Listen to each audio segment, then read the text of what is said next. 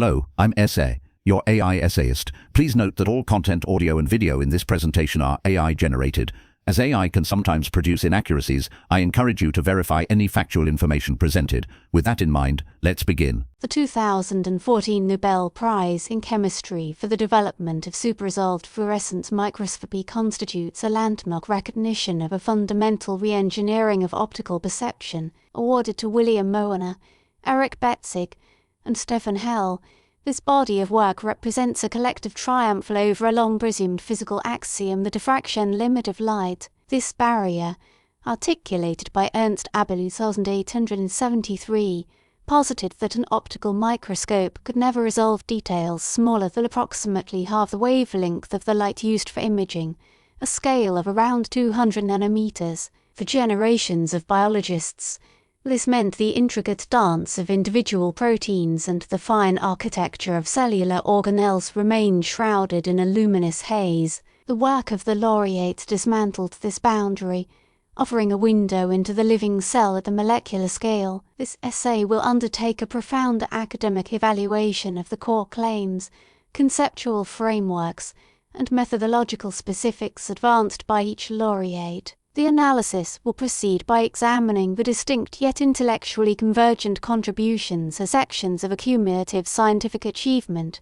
assessing the evidence and logic internal to their foundational publications. The objective is to construct a detailed appraisal of how these scientists provided the principles and the practical tools to so are previously unseen, thereby transforming the very vocabulary of cell biology. Section 1. The initial postulate of single-molecule detection. The intellectual genesis of what would become a revolution in microscopy began with a claim of profound simplicity and consequence originating from the laboratory of William Moerner. His 1989 publication in Physical Review Letters presented a paradigm-altering achievement, the optical detection and spectroscopy of a single molecule. The central assertion of this work was that it was possible to isolate the spectral signature of one individual pentacene molecule embedded within the terphenyl crystal host at cryogenic temperatures. This claim directly confronted the prevailing scientific practice, which relied on observing the averaged behavior of vast ensembles, or populations, of molecules. The evidence presented was an absorption spectrum containing exquisitely fine structures, a level of detail entirely washed out in conventional bulk measurements where the unique characteristics of countless individual molecules are smeared into a single, featureless curve. Moerner's methodology involved a finely tuned laser beam passed through the crystal sample. By meticulously sweeping the laser's frequency, he could pinpoint the exact frequency at which a solitary molecule absorbed photons, revealing its unique quantum mechanical state. The success of this experiment validated the core claim of single-molecule observability. Its deeper significance lay in the conceptual reorientation it forced upon the scientific community. The molecule was elevated from a statistical abstraction to a tangible, discrete entity whose individual properties could be interrogated. This work established a foundational capability, while the experiment itself was conducted under highly specific and non-biological conditions.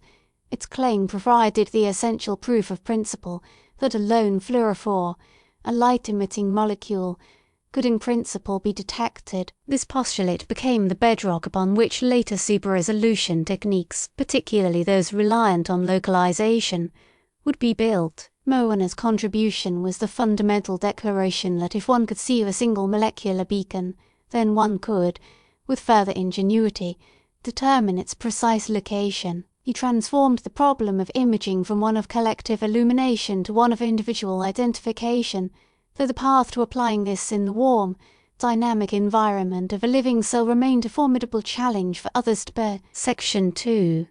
The deterministic sculpting of the point spread function. Stefan, building upon the deep understanding of optical physics, advanced a direct and deterministic solution to the diffraction limit. His work, conceptualized in the early 1990s and experimentally validated thereafter, made a powerful and actionable claim: the diffraction-limited spot of light, known as the point spread function. could be actively and controllably shrunk using a quantum optical process. This technique, which he named stimulated emission depletion microscopy, or STED, is predicated on the precise manipulation of the fluorescent state of molecules. The framework presented in his foundational papers involves a two-laser system. The first laser, the excitation beam, operates like a conventional confocal microscope, exciting a diffraction-limited cluster of fluorophores. The immediate and crucial innovation is the second laser,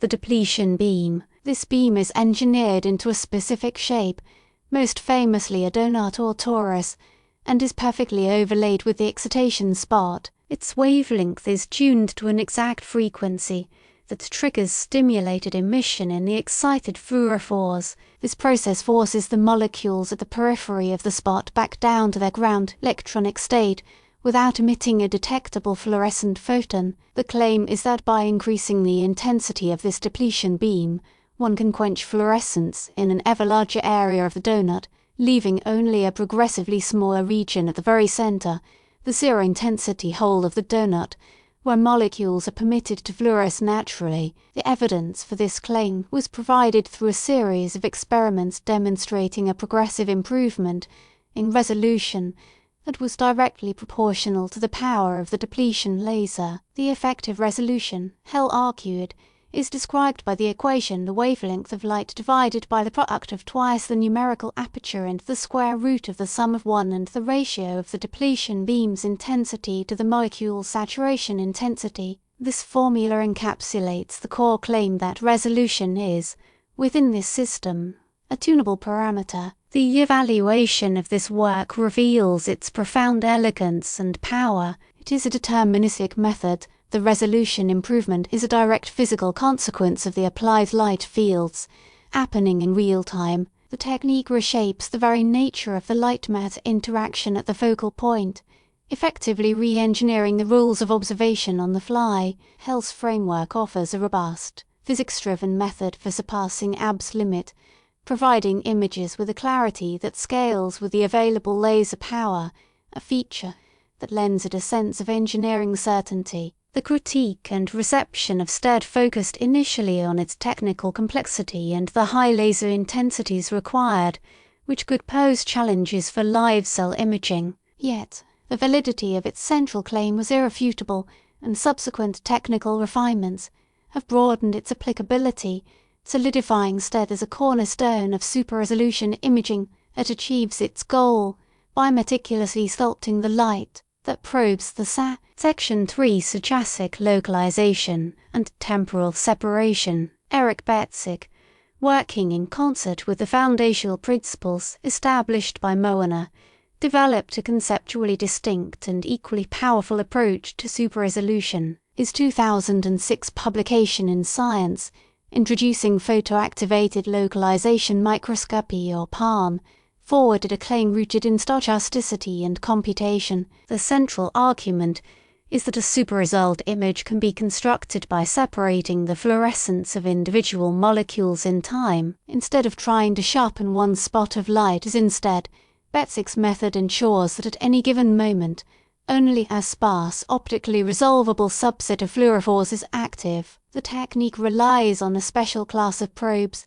photoactivatable fluorescent proteins, which can be switched from a dark state to a fluorescent state by a brief pulse of light of a specific wavelength. The PALM methodology, as detailed in the work, proceeds in cycles. A very weak activation laser pulse turns on a random, sparse handful of these molecular beacons. A second, stronger laser then excites these few glowing molecules, whose images are captured by a sensitive camera. Because they are well separated, the diffraction-blurred spot from each molecule does not overlap with its neighbors. The center of each of these blurry spots can then be calculated with high precision, often to within a few tens of nanometers, by fitting its light distribution to a two-dimensional Gaussian function. After localization, these active molecules are permanently bleached or switched off. The cycle then repeats, activating and localizing a new sparse set of molecules. Over thousands of such cycles, A final image is compiled, a pointillist tapestry where each point represents the precisely determined coordinates of a single molecule.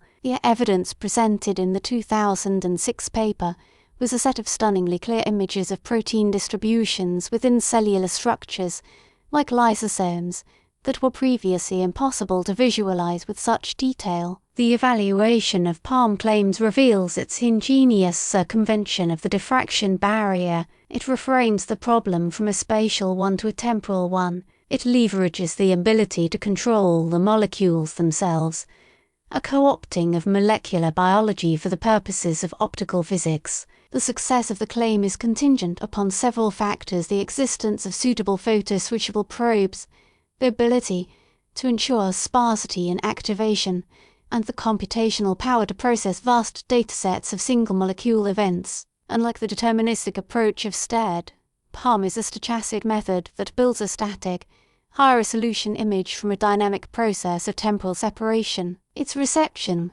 was immediate and overwhelmingly positive, as it offered a pathway to molecular-scale resolution with relatively lower laser intensities than STED, making it highly amenable to live-cell applications, albeit with limitations on the temporal resolution of the final reconstructed image. Betzig's work, alongside the conceptually similar storm technique developed by Zaira Schwamm, demonstrated that by patiently collecting photons from lone emitters, one could reconstruct a cellular world of breathtaking intricacy. In conclusion, the collective body of work recognized by the 2014 Nobel Prize in Chemistry provides a compelling and multifaceted answer to a century-old limitation. The evaluation of the laureate's internal claims demonstrates a remarkable intellectual synergy, progressing from a foundational possibility to two distinct and powerful practical realizations. William Moerner's work established the core claim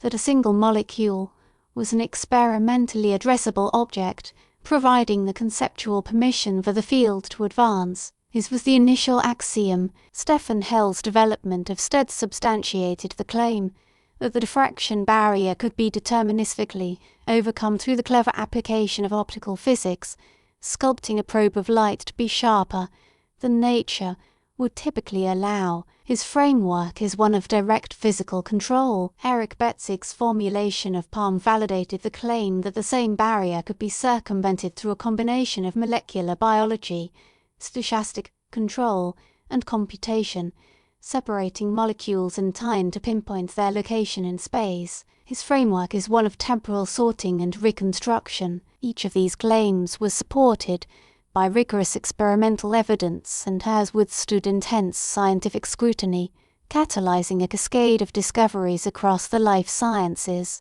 Together, they have equipped researchers with a new set of eyes, allowing them to move beyond observing the cell as a collection of glowing regions and to begin charting its territory molecule by individual molecule. The enduring significance of this achievement resides in its profound redefinition of the visible, transforming the fuzzy outlines of cellular life into a finely detailed molecular map, and in doing so, opening up entirely new continents of biological inquiry.